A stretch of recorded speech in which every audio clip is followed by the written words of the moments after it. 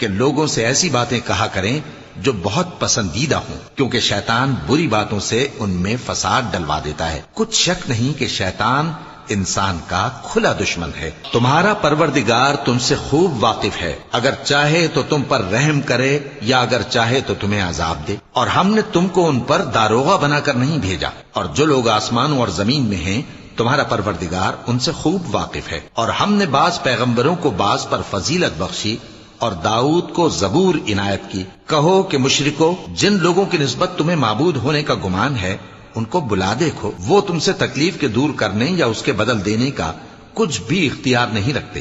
یہ لوگ جن کو اللہ کے سوا پکارتے ہیں وہ خود اپنے پروردگار کے ہاں ذریعہ تقرب تلاش کرتے رہتے ہیں کہ کون ان میں اللہ کا زیادہ مقرب ہوتا ہے، اور اس کی رحمت کے امیدوار رہتے ہیں اور اس کے عذاب سے خوف رکھتے ہیں۔ بے شک تمہارے پروردگار کا عذاب ڈرنے کی